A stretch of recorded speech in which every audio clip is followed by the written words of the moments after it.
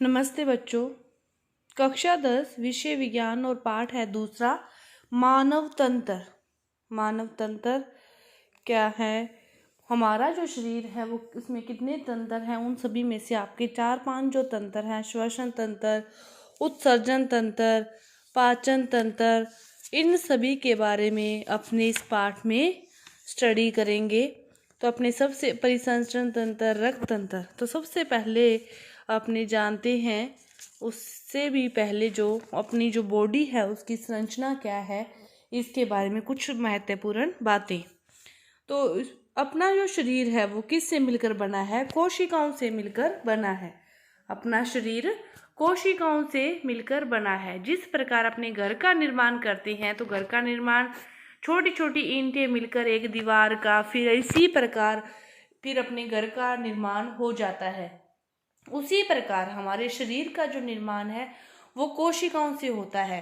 कोशिका शरीर की मूलभूत संरचनात्मक तथा क्रियात्मक इकाई है। कोशिका शरीर की मूलभूत संरचनात्मक का अर्थ है कि कोशिकाओं से ही पूरे शरीर की संरचना होती है, निर्माण होता है। तो संरचनात्मक और ये सारे काम करती है, तो ये क्या होगी? क्रियात्मक। कोशिका शरीर की संरचनात्मक तथा क्रियात्मक इकाई है। इसके बाद देखो, जो समान कोशिकाएं हैं, समान कार्य करती है, जो एक जैसा कार्य करती है कोशिकाएं, फिर उनका एक समूह बन जाता है। फिर उस समूह को क्या कहते हैं? ऊतक कहते हैं।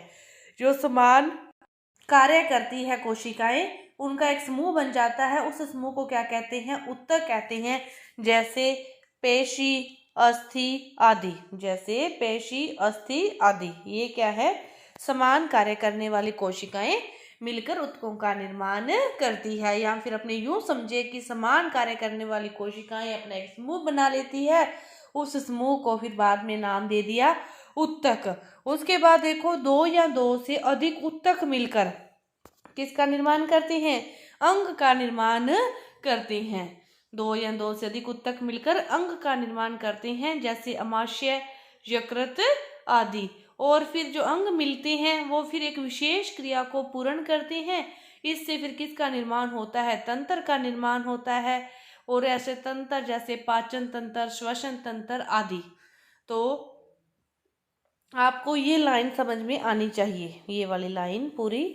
कोशिका, ऊतक, अंग, तंत्र, शरीर। कोशिका, ऊतक, अंग, तंत्र, शरीर, ये सारे क्या है?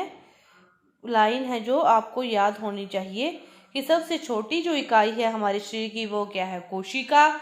2 या 2 से अधिक कोशिकाएं मिलकर ऊतक का निर्माण, ऊतक मिलकर अंग का, अंग मिलकर तंत्र का, फिर तंत्रों से फिर क्या बनता है? हमारा शरीर बनता है, हमारी जो बॉडी है फिर वो बनती है। ये लाइन आपको कोशिका, ऊतक, अंग, तंत्र, शरीर, कोशिका, ऊतक, अंग, तंत्र, शरीर, ये पांचों आपको चीजें हैं लाइन वाइज याद होनी चाहिए। तो आपका काफी जो कॉन्सेप्ट है वो क्लियर हो जाएंगे। इसके बाद देखो, मानव तंत्र में आपने पहले जो तंत्र पढ़ेंगे वो पढ़ेंगे पाचन तंत्र। पहला जो अपने तंत्र, अपने जिसकी रीडिंग करेंगे अभी, जिसके बारे में अपनी जानकारी प्राप्त करेंगे, वो है पहला पाचन तंत्र। पाचन तंत्र से पहले आपको अपने पिछले चैप्टर में भी पढ़ा था कि भोजन में विभिन्न घटक होते हैं भोजन के। तो भोजन के घटक क्या है? कार्बोहाइड्रेट, प्रोटीन, वसा, विटामिन, खनिज, जल, इन सभी के बारे में अपने पिछले चैप्टर में अध्ययन कर चुके हैं। तो आप यदि आपने वो वीडियो नहीं देखी तो आप देखकर इन सभी चीजों के बारे में जानकारी प्राप्त कर सकते हो। इसके बाद देखो, जो भोजन है, अपने भोजन को ग्रहण करते हैं, जिस रूप में अपने भोजन को ग्रहण करते हैं उसका पाचन उसके विभिन्न भागों के रूप में होता है, उसी रूप में नहीं होता।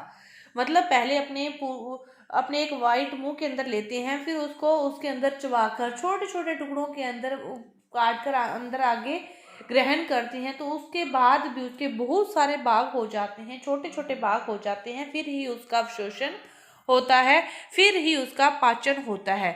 तो भोजन के जो बड़े अणु हैं, बड़े अणुओं को विभिन्न रासायनिक क्रियाओं, एंजाइमों की सहायता से छोटे अणुओं में परिवर्तित करना पाचन कहलाता है। छोटे अणुओं में परिवर्तित करना पाचन कहलाता है। कि भोजन के जो बड़े अणु हैं, अणुओं को विभिन्न रासायनिक क्रियाओं और एंजाइमों की सहायता से फिर छोटे अणुओं में परिवर्तित किया जाता है, और ये परिवर्तित करना क्या कहलाता है? पाचन कहलाता है।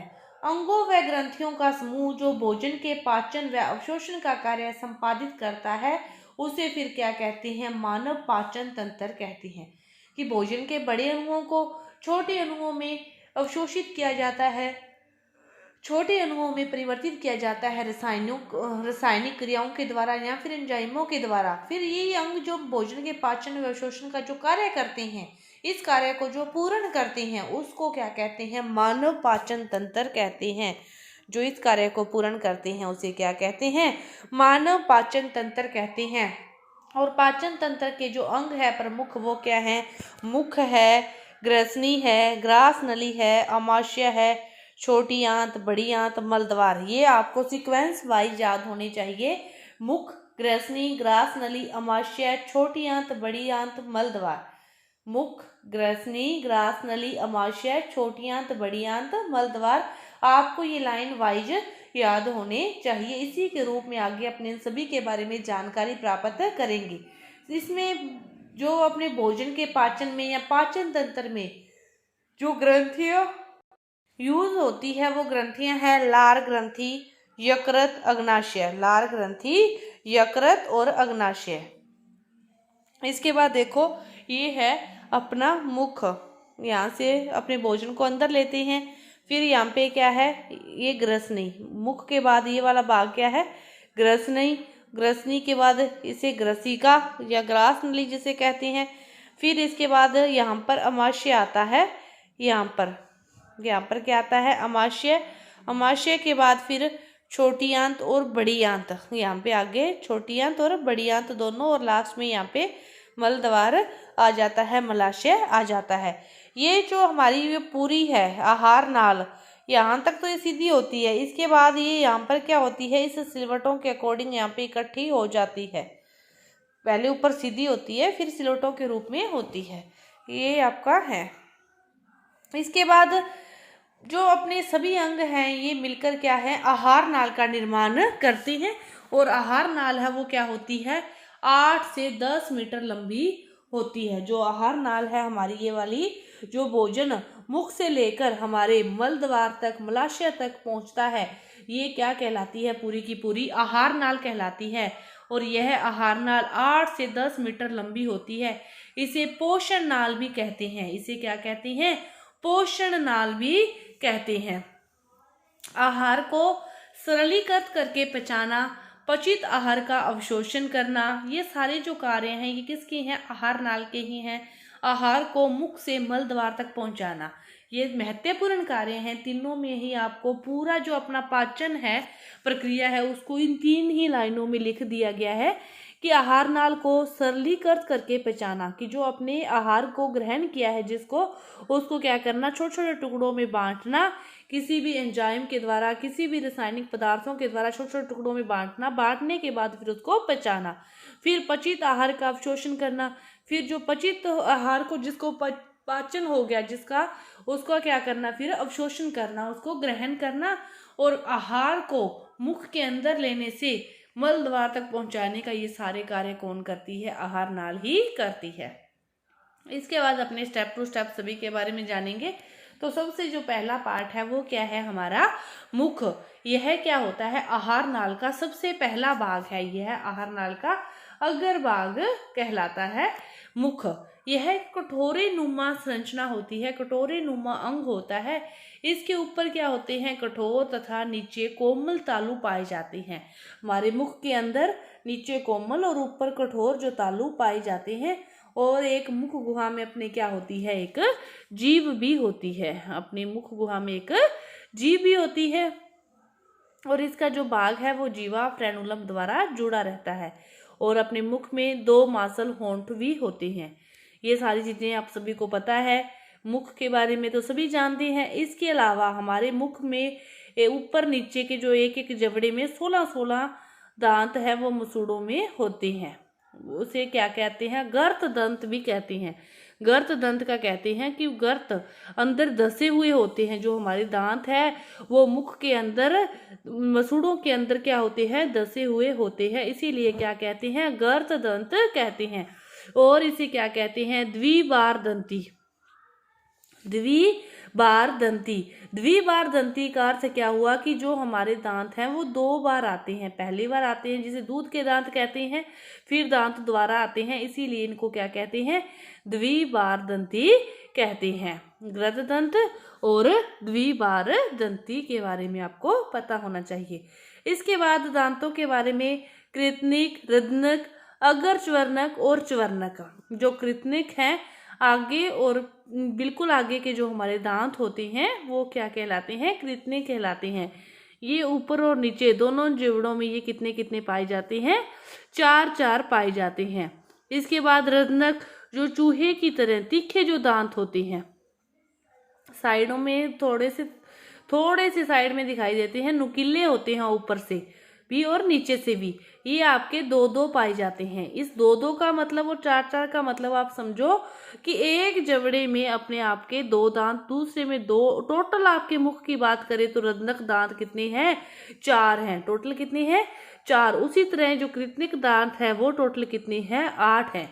कृतनिक दांत कितने हो गए, 8, और ऋदनक दांत 4। इसी तरह अग्र च्वर्णक और च्वर्णक, ये आपके वो जो पीछे की तरफ दांतों के बाद जिसे आप जाड़ कहते हैं, उनकी बात आती है अग्र च्वर्णक और च्वर्णक के रूप में। ये आपके पाए जाते हैं